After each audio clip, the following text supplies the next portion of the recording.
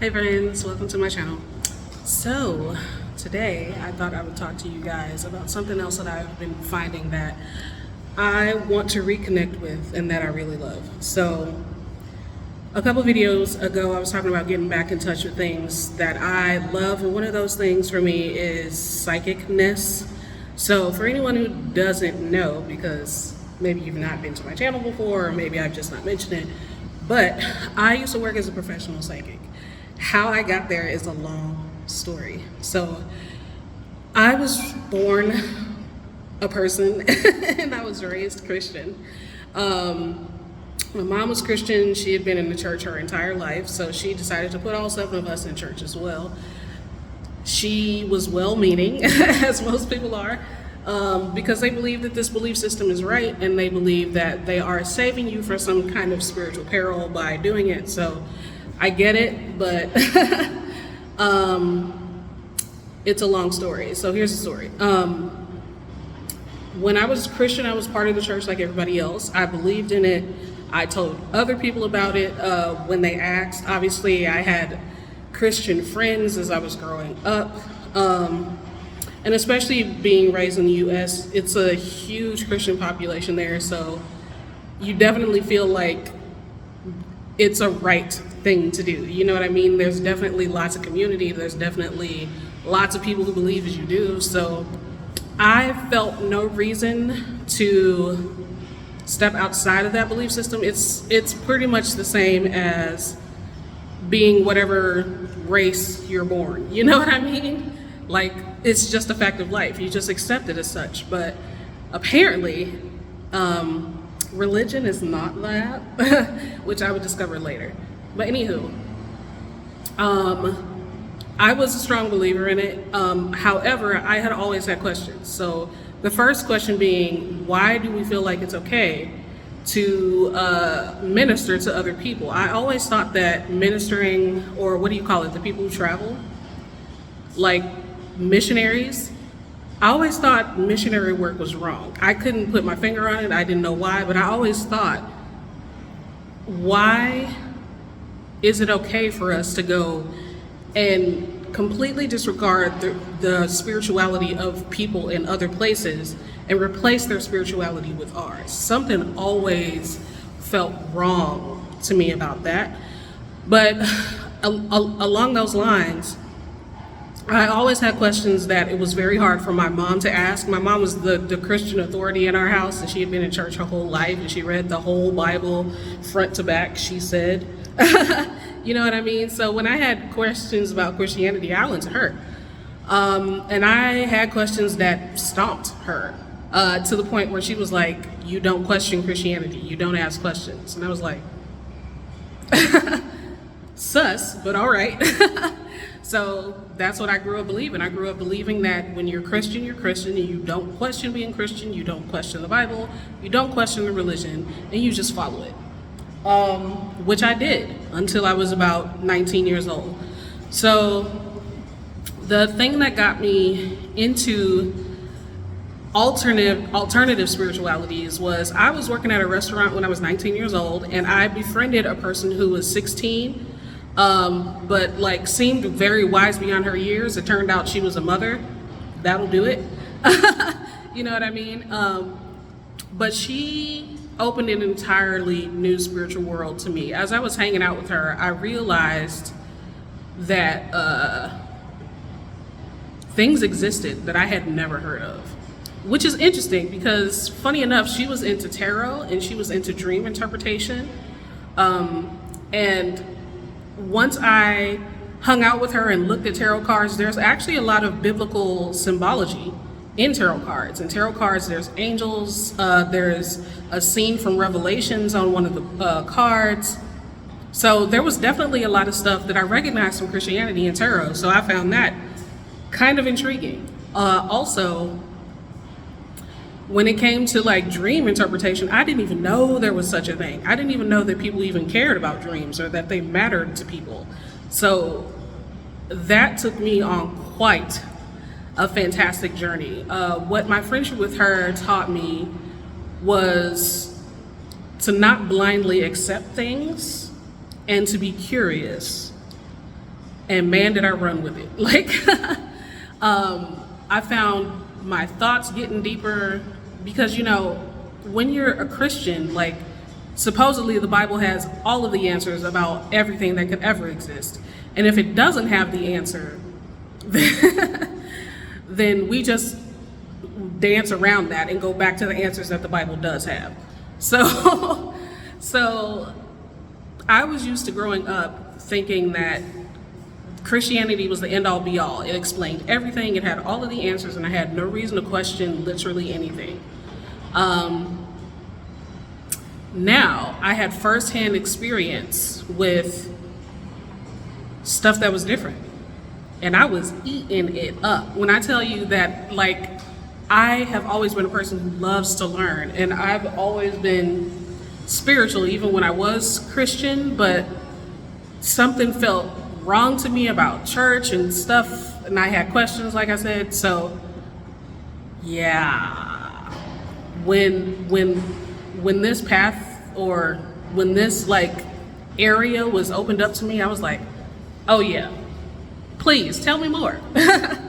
Also, at the very same time, I was in a community college, and I had a particular professor who was into conspiracy theories and the truth, as he called it.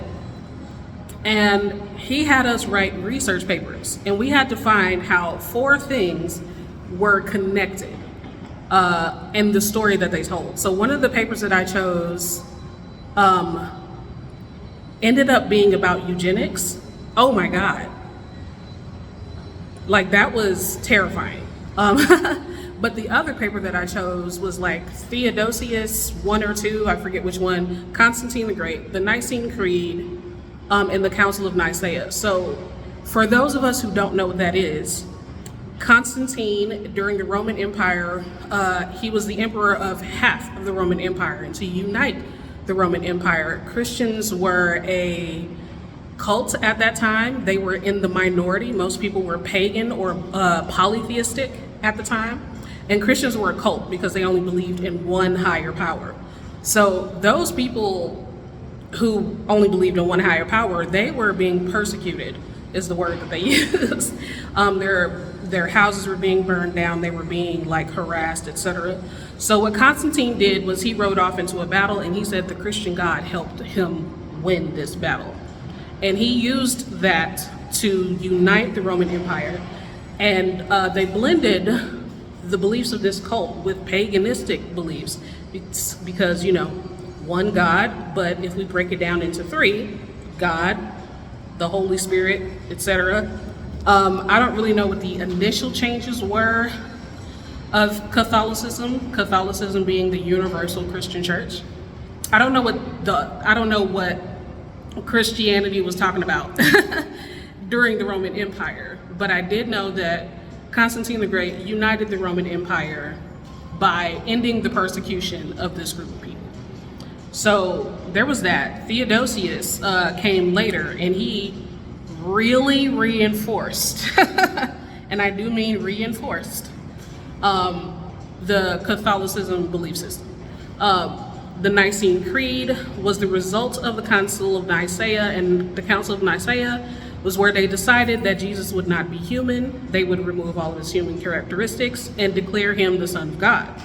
So, sorry if you didn't want to know that, but I found this out when I was 19 years old. I didn't know that I thought the only historical source for the Bible was the Bible itself. I did not even consider that there might have been a history in the world outside of Christianity. So when I saw a historical viewpoint of where Christianity came from, I was like, why didn't I learn this in church? Great question. I talked to some Catholics later on. I see a white feather, which is kind of like a divine sign for me. But anyway, cool. I talked to a Catholic later on. Again, I was like 19, 20 years old. And she was like, oh yeah, Catholic Church knows all about the history of Catholicism. And I was like, what? Y'all know about this? And they still choose to believe. Like, they know about the Council of Nicaea. They know about the Nicene Creed. They know about Constantine. I was like, what? Why didn't I know about it? That's because I grew up in this church. That's why. I grew up in the colonized version of it. So anyway, that started my journey. And then along with that, my friend who introduced me to this world, she was like taking me around to all of these festivals and stuff. So I ended up going to an Earth Day festival in the city we were in. And I came across this massage school, but it was a holistic massage school.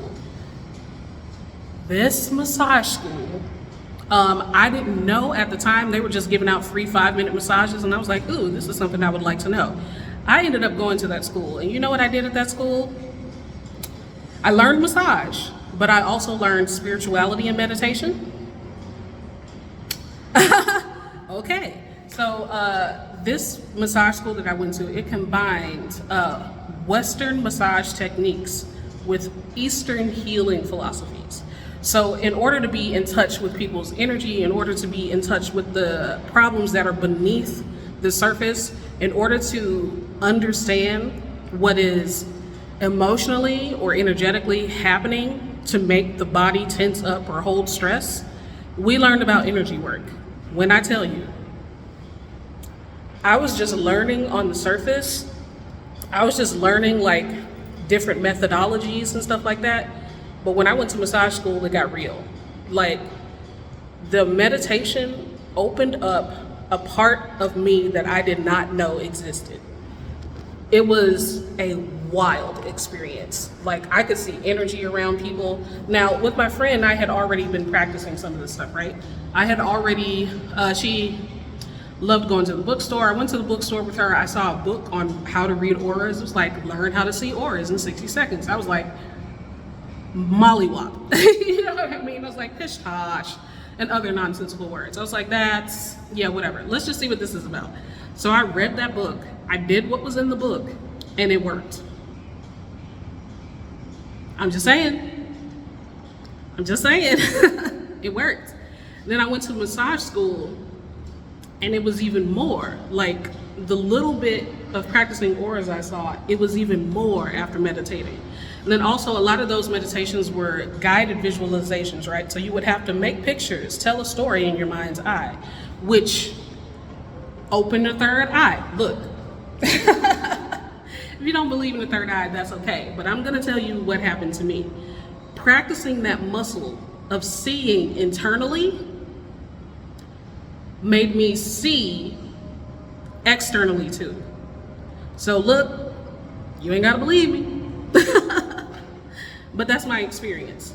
So during massage school, like crazy stuff happening. Like I was crazy stuff happening. You wouldn't believe me if I told you, but I'm gonna tell you anyway.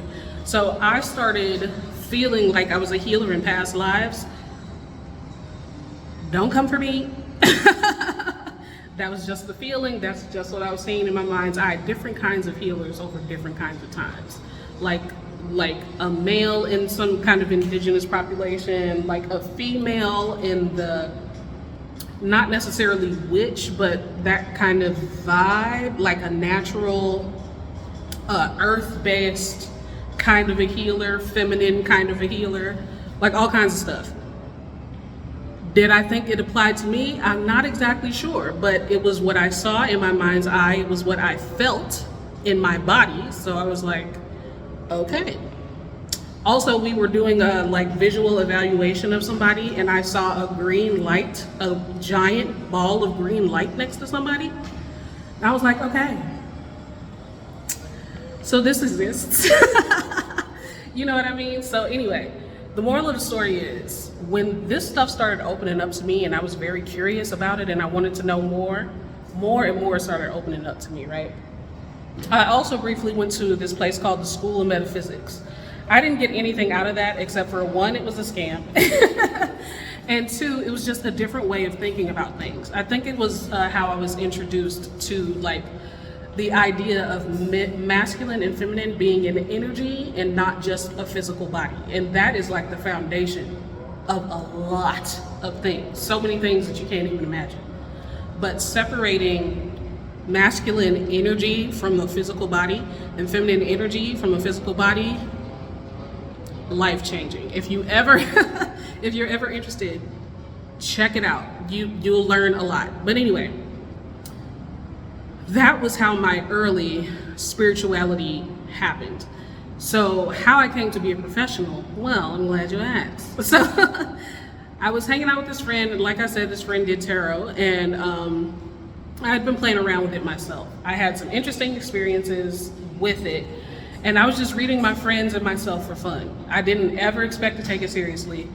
But one time I was hanging out with a group of friends, and one of the friends suggested that I read his mom, and I was like, I've never read someone I don't know before, but why not? So his mom came over, I read his mom. She didn't give me any information about her life or her situation. I just told her what I saw, and she was like, this is right because of this. This is right because of this. This is right because of this. You have a gift. Can I give you a hug? And I was like, what? Really? Because here's how it works for me. When I do readings for people, until they confirm it, I don't know if it's true or not. I just get what I get. Whatever occurs to me, I say it. And then you tell me if that was accurate or not. And sometimes people will not tell you the truth. It's accurate to them, but they just don't want to believe it's happening. So, you know what I mean? So in those cases, I'm just like, okay, it doesn't matter if it makes sense to me. It only matters if it makes sense to you. So you can do whatever you want to do with that information, but that's just what I was picking up. But yeah, after reading her, I started to get confidence in reading people I don't know. In comes an opportunity. So the same friend that introduced me to the spiritual world, that was different than the one that I grew up with, she was working as a psychic in a place called the Fortune Teller Bar, perfectly named. And she told me that they were hiring more readers. So at the time, y'all, I was going through it in life. I was not working, but I needed to. So this opportunity was right on time. So I was like, I'll give it a go. It'll be an opportunity for me to do something I actually like, I actually enjoy, I actually feel like has purpose. And we'll see. We'll see if it works out. So I went to like a meetup they were having that day. They were also low-key holding interviews. And I just went to the meetup at the bar that was run by the owners. And the owner asked me some questions, and I answered those questions the best I could, and she liked it. And I was hired. And then I became a professional psychic. So what I did at first is I worked in the Fortune Teller Bar, just reading people who came in for a good Friday night, Saturday night. Our pay was donation only. That was for tax purposes. For the employers, I didn't know that at the time, but I figured it out. Nobody told me. But anyway, it was so they wouldn't have to pay us an hourly wage and they wouldn't have to report it to taxes. Donations are tax write-offs, so there you go. Anyway, I was doing that, and as I was doing that, and people were confirming over and over again that I was giving them useful information, no looking back, right? I got to the point where I was confident enough to raise my donation. So donation implies that you can choose to pay or not. I was not that type of person. I was like, honestly, while I love doing this, I also need to support myself. So practical and spiritual, baby. I was like, I also need to support myself. So I felt like the information I was giving was valuable enough and accurate enough to raise my prices. It wasn't huge, it was like $20 per reading. And people were really getting something out of it. Like, people were really confirming things that I didn't know myself was true or accurate. So it just escalated from there. Before you know it, I was booking events and I was having a good time. And then life said, hey, you're having too much of a good time. And some stuff happened, and then life caught up with me, et cetera, et cetera. At the time, to be honest with you, I was dealing with ending a marriage. Like, life was going crazy. So I had to address life. And while I was addressing life, I kind of lost a little bit of zest for doing spiritual work. So yeah, I stopped. It's a very long story. If you want to hear it, let me know in the comments, but I stopped. And after I stopped, I kind of stayed away from it for a while because one, what I could perceive got bigger, and that scared the hell out of me because I was used to living in this certain bracket of what I could do, and then all of a sudden I could do more, and I was like, I don't know what this is, I don't understand it. So that scared me. So that's number one. And then number two, life. I had very practical stuff to deal with, and I just didn't make time for it, to be honest with you. So anyway, I did make time in a way, and I will insert some pictures in a bit. If you haven't seen my videos before, I've made my own divination tools. So I made an oracle deck at one of the worst times in my life, but it turned into great inspiration to create this tool. So I made my own oracle deck, I drew it, painted it, whatever, and the way that I made it was I wanted it to be simple, so anyone who could pick it up could instantly, intuitively get a hit off of it. So an intuitive hit is just being like, without thinking, they automatically know what it means. They automatically know how it applies to the situation. The mind doesn't need to be engaged. When the mind is not engaged and you still know, that's intuition. So I made this tool so that people could immediately understand how a divination tool works and what to do with it. So that was that. And then I made another one. I was just feeling in the mood. I just wanted to make like a little prototype that maybe I could make a product out of later.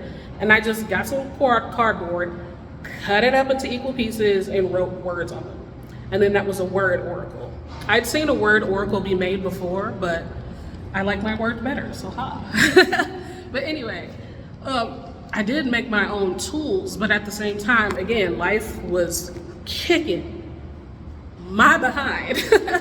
And I didn't really get a chance to like keep going with that. So anyway, fast forward like a couple days ago, I'm watching, like, readings are popping up on my For You page, reading lives are popping up on my For You page on TikTok. And I come across Thomas John. So I don't know if you guys know who Thomas John is, but Thomas John is the star of a show called Seatbelt Psychic. So he was a rideshare driver, and he would give mediumship readings to his passengers. So I was on TikTok and I came across his live. It was actually him, and he was actually giving readings. And I was like, what is this? So long story short, it just inspired me. I was like, one of the things that I did when I was going through a hard time in my life, when I needed to fix all of that practical stuff, is I turned to a lot of readings. I turned to spirituality. That's what I had learned when I was a kid, watching my mom be a Christian. My mom would be in these horrible situations, like financial situations mostly, and she would put on gospel and pray when she was in bad situations that she didn't know how to get out of. So I learned that, you know what I mean? So when I was going through hard stuff in my life, I was like, spirituality, I'm gonna turn to my spirituality. And yeah, that's, instead of turning to the spirituality that I knew how to do myself, I externalized it. I went to other people. I thought that other people could tell me about my life better than me. You know what I mean? I thought other people could give me advice to help me navigate my blind spots. But anyway, I got stuck on that. I got stuck on going to other people. But as I was watching Thomas John the other day, I was like, all of these readings I've been watching over the years, I can do that. Like, I do that. Why am I going to other people for what I can do? So it just kind of inspired me to be like, girl, reconnect. Like, you do it. You read yourself. And that's what I've been getting back into recently. I love it. I love it. I love it. I want to tell you that between this, being a professional tarot reader and doing massage therapy, those are the jobs that brought me the most joy. I'm not gonna lie. I felt like I was actually doing something that mattered to people. Like when I would do massage therapy and I would see somebody's body loosen and I would hear people talk about the relief that they felt, that they have not felt in years, that's incredibly rewarding. You're actually making an impact. You're actually making somebody's life better, even if it's temporarily. So I loved that. I loved actually making a difference. And then I got to tarot, and it's this thing, honestly, it's almost like, it feels magical.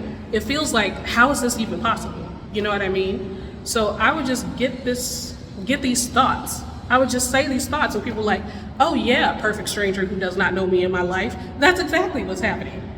And I just felt like it mattered.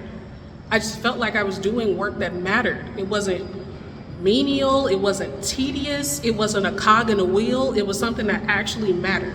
So these were the jobs that I enjoyed the most. I remember once I did a Halloween, no, it wasn't a Halloween. Yeah, it was a Halloween. I did a Halloween event for tarot. So my base rate for showing up was $200. And I think it was a 3-hour party, and I would just read whoever was interested. So I booked this event, got the $200, was already paid to the person who coordinated the event that was gonna come to me later. But after I did this event, the very first thing that I did was read the owner of the house, the woman. The husband, he was around being in the wallet, you know what I mean? But I read the woman privately before any of her guests showed up to the party. And she was like, absolutely, this is correct, this is correct, this is why this is correct. So I felt like that gave her a little bit of confidence that she hired somebody legitimate, you know what I mean? So I read people throughout the party. It was my first time reading children. Before then, I worked in a bar, so you gotta be 21 to get in there, you know what I mean? I had never read children before. But first off, do not underestimate children. The wisdom that children have, the awareness of their surroundings, even the unspoken surroundings, never underestimate kids. They're so much deeper and so much wiser than adults give them credit for. But I read children, and that blew my mind, because I was like, why are kids so deep? You know what I mean? They weren't that young. They were like tween, preteen, like 12, 13, something like that. And I read another kid, and that was like the first time someone who passed kind of came through. Like, I don't really do mediumship, you know what I mean? Like, I didn't know if I could do it or not, because I had always just read tarot. That's what I gravitated to, and that's what I did. But I was reading this particular kid, and I just felt like his grandma had something to say. Don't ask me questions. I don't know, man. I just do the thing. I don't actually know how it works. But his grandmother just wanted him to know something. I didn't hear her or anything. I wasn't, like, if you look up Thomas John, the way he does it is not the way that I get it. You know what I mean? Everybody's different. But anyway, I just felt like his grandmother might have something to say about his reading. And I said what I said, and that was eye-opening for me as well. But anyway, at the end of that party, it was me and a palm reader. We got a $200 tip. So I got paid $200 to be there, and then I got a $200 tip. So 3 hours of work, $400. You do the math. Where on earth, what job can you get, unless you do it kind of freelance or for yourself or some kind of consulting, where you can, not in any job I'd ever had, not in the highest paid. When I was doing massage therapy, the cap was $18 an hour plus tips. And that was bank. That was bank to me. This was 2012. That was bank to me. So to get $400 to do something I absolutely love to do in 3 hours, I was like, there's no way. It almost feels wrong to be this happy. You know what I mean? But anyway, that's where I landed on that. And then, like I said, life said, what's up? So I am finally in the space where I feel like I can go back to that. And I'm over the moon about it. So anyway, thank you for listening. I just wanted to share that because, like, I'm super inspired, and I also mainly just want people to know that this kind of thing is a normal thing. There's a lot of people who can do it, but they're just not vocal about it. And I'll tell you why they're not vocal about it. For me personally, having been raised in the Christian church, I was scared of Christians. I was going to end the video, but I forgot about this. But anyway, I was scared of Christians when I started doing this because I was raised in the church. I learned that everything that I was doing was supposed to be evil. Not helping people, not giving people reassurance that they're on the right path, not cleaning up and helping them see objectively the situation they're in, not helping people feel more loved and feel validated. No, I was taught that this was evil. I was taught that it makes you a witch and it means you're going to hell. So I was scared. Honestly, I didn't want to tell you this story, but when I was Christian, I had a come to Jesus moment, and that's not a joke. I went to God specifically. I didn't go to a church. I didn't go to my mother. I didn't go to the Bible. I went directly to God because I was feeling conflicted. I was a Christian and I was learning about tarot, and tarot was speaking to me. So I was like, God, directly, point blank, should I leave Christianity? You wouldn't believe me, but I'm gonna tell you anyway. I was at work at the time when I asked this question in my head. I was stuck to the spot, and I saw my whole life flash before my eyes up into that point. And I saw every instance where I had always had questions, where I was never really aligned with Christianity, where I always had some kind of wisdom that I always thought differently. I never did fit the Christian mold. And since I was a child, like everything flashed before my eyes, and the feeling, I didn't get words back. The feeling that I got was I was in the exact right place at the exact right time. And I was always coming to this place. That was the feeling I got. So a lot of people think God talks to you in words. From my professional opinion, words have never been the thing. Images, absolutely. Feelings, absolutely. Words, very rarely. I do get words sometimes, but more times than not, it's just something that occurs to me out of nowhere. So anyway, yeah. So that's how I decided to walk away from Christianity. And then because I wanted to explore this and I didn't want to feel like I was evil for doing it. So anyway, when I first started doing tarot cards, I was also at work, and this person came up to my table and he was like, do you know there's demons in those cards? I was like, the fuck? You know what I mean? He told me about his life in the 70s and how I never really believed in Jesus, because if I loved Jesus, I wouldn't be doing Christians. This is before I even started reading other people. This is when I was only reading myself. So that was the very first experience of a Christian having a problem with what I was doing. So from then on, I hid it. So I just want you to know, if you happen to be Christian, there's psychics everywhere. Legitimate ones, real ones, like myself. But you will never know about us depending on where we're at. I'm so glad that like all of these mediumship shows and psychic shows have come out and has made it more acceptable to be like this. But when I was doing it, at least when I started, it was before all of these shows. So at least before I was aware of any of these shows. And Christians, man, there's a saying somewhere that's like, there's no hate like Christian love or something like that. I'm not coming for y'all, but I'm just saying, like, that's a legitimate concern for psychics. That's a legitimate concern. So there's psychics everywhere, and you might not know who they are, because especially in the US, heavy Christian population. And sometimes a Christian is not the person to tell about this. You know what I mean? It's not the person to tell about this. The same way I was going to judge myself for being evil, the same way I was going to be scared that I was a witch and I was going to go to hell, it's the same reason why I wouldn't tell somebody else. I had been in that lifestyle, so I understood the mentality, right? But anyway, fast forward, I do the thing, etc. And then I got to the point where I was confident enough to just be vocal about being psychic and being intuitive, because like I was saying, I want people to know that this is normal. This is common. This is everywhere. There's tons of people who do it. Tons of people who do it. But the thing that kept me silent in real life was fearing how Christians would react.